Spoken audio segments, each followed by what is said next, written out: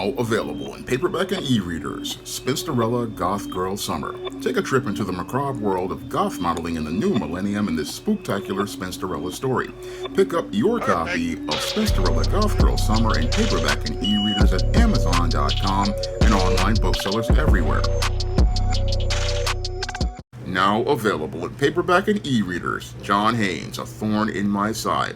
The man who rules the world takes on an agent from the CIA from the Black Boule in this all-new John Haynes series adventure. Get your copy of John Haynes' A Thorn in My Side in paperback and e-readers at online booksellers everywhere. Better get the coleslaw, y'all, cause we're having us a barbecue. There are those on the white left and minorities who want black people like myself to get involved in the protest regarding the Orange Man and his harsh immigration policies. Now, these people who are on the white left and those minorities really want black people to get involved as related to the whole situation going on with the Orange Man's hard immigration policies, where people who entered the country illegally are being deported, and they want black people to go out and protest what they believe to be the oppression of these individuals who entered the country illegally. And to their surprise, they're finding many black people like myself being extremely indifferent to the cries of many of these minorities and those on the white left who want black people to get involved. And they're shocked to see that many black people are continuing to hold the stance that they've had ever since the end of the 2024 election, when Kamala Harris wound up losing that election to the Orange Man. Now, what they are surprised is seeing that foundational black Americans are holding their resolve as related to maintaining their position. They're really surprised to see that many black people are winding up staying home and not looking to protest the Orange Man's policies on immigration, because many people out here in the black community finally realize that this is not our fight, and since it's not our fight, we're not getting involved in this entire dispute between many of these white folks and these minorities as related to their issues regarding the Orange Man's immigration policies. That's what's got many of these people upset, and some of them are at a point where they want to go into shaming language in an effort to stoke the emotions of black people like myself. You'll hear many of these people making statements like, oh, after they get through with the people who entered the country illegally, they're going to come after foundational black Americans. And many of us are basically saying, big deal, because many of these racists on the right and the left basically have been going after black people for over 400 years, and we've been first before these people had the magnifying glass shined on them, that we have basically been dealing with the oppression in this country. So we're not really hearing that shaming language anymore as related to being so-called next, because we've been first before the Orange Man ever came into office for his second term. And that was shown by the entire policies of the Biden administration after they won the 2020 election. After the Biden administration won the 2020 election, it expressed its contempt for many of those black voters who took their booties to the poll. Many of those black voters who took their booties to the poll were told by Joe Biden that he could do nothing for black people. This is what he told many of the so-called black misleadership class, that he could do nothing for black people. And this basically started the rift between black people and the Blue Party.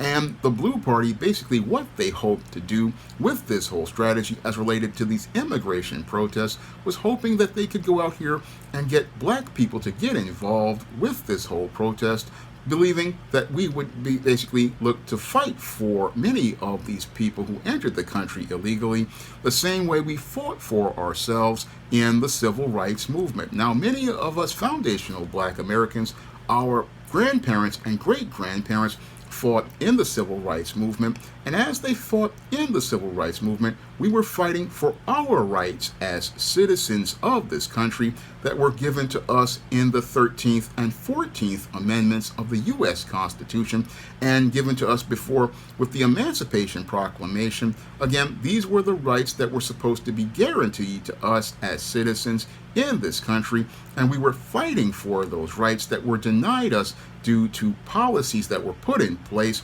like Jim Crow in the South and the ongoing discrimination in the North that denied many black people an equal opportunity to be able to live a lifestyle in this country or even achieve an American dream that they aspired to.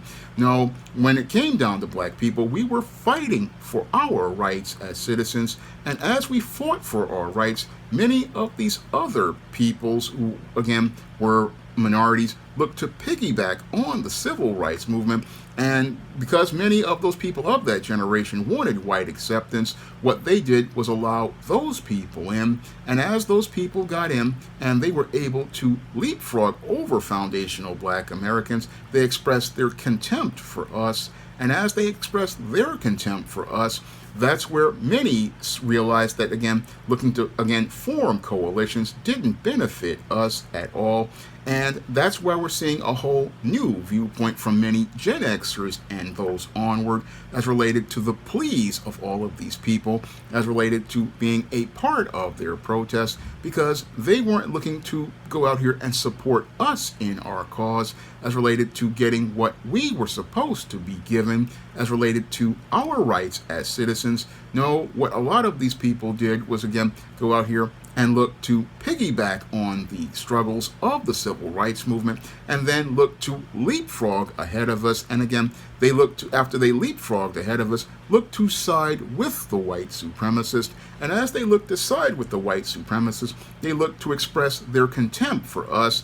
And now that they're basically having to deal with the white supremacists turning on them, what they want to do is try to shame and scare us and tell us that we're next. No, we've been first from day one, and we now see that you're just basically reaping what you sowed, later than what you sowed, greater than what you sowed, in that you turned on the folks in the civil rights movement to form your minority coalition with white supremacy, and now the white supremacists are basically showing you their true colors, and now you're coming back to black people to sit there and ask for help.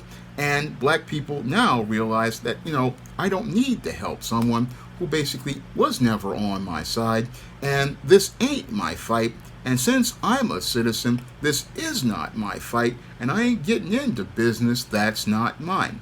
That's what many brothers and sisters who are foundational black Americans are doing at this point.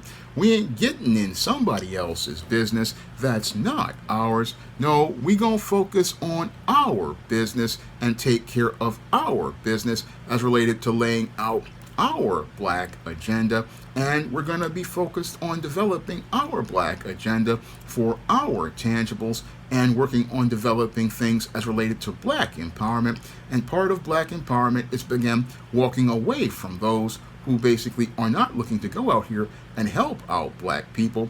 Again, many of these people who, again, they're not citizens, they did not enter the country legally, and again, they enjoyed great benefits from, again, taking away from foundational black Americans. I mean, many of these people who entered the country illegally, they were able to leapfrog and get jobs that black men were not able to get and black women weren't able to get. They were able to open businesses with all sorts of monies given to them by the government. They were able to live middle class lifestyles. And now that all of that is being put in jeopardy by the evil, as we're told, Orange Man, this is where these people want to go out here and call for the help of black people. And now they're hearing nothing but silence because black people basically see, why should I go out here and protest for someone who's lived a better life than me. Why should I go out here and protest for someone who has been given opportunities over me? Why should I go out here and protest as related to things, as related to so-called rights, when I was supposed to have rights as related to being a citizen, but are still living a second-class lifestyle?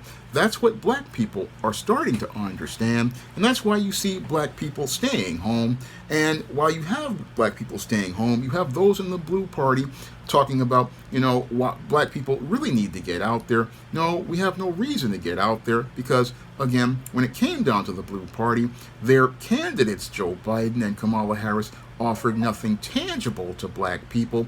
No, they took the black vote for granted. They continue to not think that the black vote had any value, and now black voters basically are saying, hey, go hold your own nuts, go take care of your own business, you don't need us. No, go over to that minority coalition that you were out here protesting with, and you go get your support from them, because this is all, again, a blue party game. Again, what they want to do is make everybody feel sympathetic for those who entered the country illegally, the same way that people felt sympathetic for black people. But the whole thing is that the whole world basically showed it. When the civil rights movement started, it was about exposing the hypocrisy of America, as related to its whole ideals of freedom for all, and basically everybody has the right to be the same. I mean, this is what was presented in America as related to their ideals.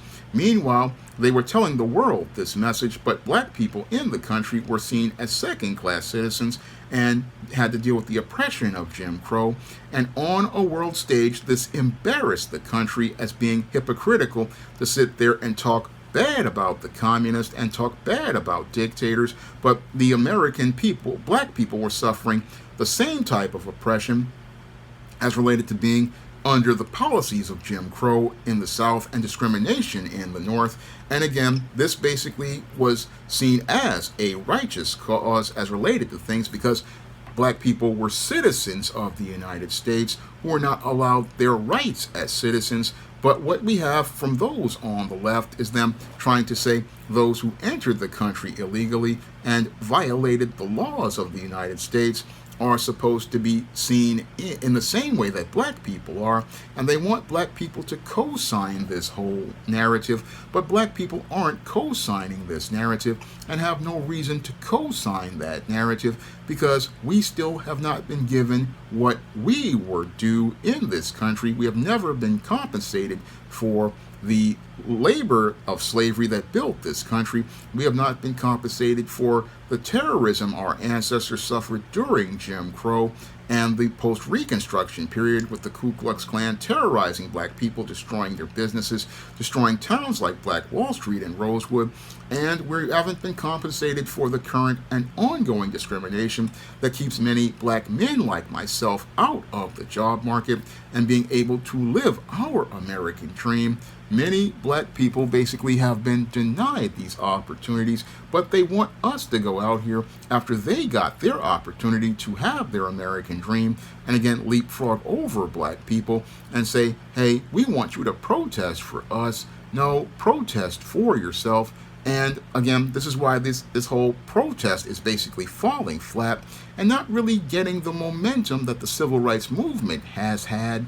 No, it's not getting that momentum because basically it's not a genuine cause. No, the cause of black people was a genuine cause because, again, we were slaves in this country and descendants of slaves. We were made citizens, and again, as citizens, we're supposed to have the same rights. So our protest was a legitimate one, but what people want to do is, again, try to use have our faces, try to legitimize their campaign, but that campaign is coming across as astroturf and completely counterfeit, and it can't gain the traction and momentum, even though thousands march in the streets. Even though thousands march in the streets, it doesn't have the impact because, again, foundational black Americans basically were the ones who could go out here and make a cause and again, make a cause because we had a legitimate cause as related to being mistreated in this country and denied opportunities. But what they want to do is make legitimacy for other minorities and still not give black people anything tangible, such as reparations for all of the cruelty we've suffered in this country and the second-class status we have been put in. They don't want us to go out here and have a legitimate cause, but they want us to benefit from all of our work. And black people are saying no more to that. And that's why many of us are not getting involved, because it's not our fight, not our issue. And again, we're going out here coming together as a collective, finally on our own, coming together as a collective, finally on our own, saying, you know what? We're not fighting for other people's causes. We're not supporting other people's agendas. No, we're going to fight for our own agenda. And our agenda ain't got nothing to do with what's going on between the Orange Man and those who want to have these protests over those who entered the country illegally. No, y'all handle that beef on your own. Y'all take care of that business, because that business ain't got nothing to do with us. And since it ain't got nothing to do with us, we gonna stay out of that business and stay out of business that's not ours. Again, that's the difference between Gen Xers and those onward, as related to the people in the civil rights movement who wanted to create covert contracts with coalitions. They wanted to create covert contracts with coalitions that basically were not fulfilled in them supporting us. So we're going to say, hey, you told us we're on our own. You're on your own at this point. And a lot of y'all basically signed up with the Orange Man thinking he was going to make things great for you. But now that he's not making things great for you and you're reaping what you sowed, greater than what you sowed, later than what you sowed, you want us to get in your business. Nah, not our business to get in. And again, the shaming language just ain't working. You talking about we next. No, we've been first from minute one. And since we first, we got no reason to put ourselves last by getting into your business. We got no reason to get into your business since you're going to put us last. No, we're going to just basically, again, stay out of this business and stay out of this business all around, because our business is getting ourselves together and working on our agenda and working on getting our tangibles. That's what our business is focused on. We're focused on black empowerment, and that's what New Black Media has done. We've changed our focus from being focused on the business of other people and white acceptance. And that's what I was glad to see a lot of brothers and sisters staying on code, and looking to stay out of business. That's just not ours. Now, if you want to pick up some of my books on the SJS Direct Imprint, you can find those books on Amazon.com in paperback and Kindle format. You can also find those books at other online booksellers like Draft to Digital, Google Play, Barnes & Noble, and big box retailers like Walmart and Target. And if you'd like to see me make more videos taking subjects like this to the barbecue, you can drop a donation to the Patreon, the PayPal, or the Cash App by clicking the links in the description box. That's all I have to say for this video. You can comment, rate, and subscribe. Now available on Lulu, John Haynes at Death's Door. The man who rules the world takes on the Greek god of death in this action-packed, all-new John Haynes comic book. Get your copy of the first John Haynes comic at lulu.com today. Now available in paperback and e-readers, Esteemed Season of the Witch Girl. The aspiring angel takes on a wicked teenage witch in this action-packed, all-new Esteemed series adventure. Pick up your copy of Esteemed Season of the Witch Girl in paperback and e-readers at online booksellers today. Support Black-owned and Black-operated digital broadcast media. www.niceradionetwork.com. Nice Radio Network, broadcasting 24 hours a day, 7 days a week.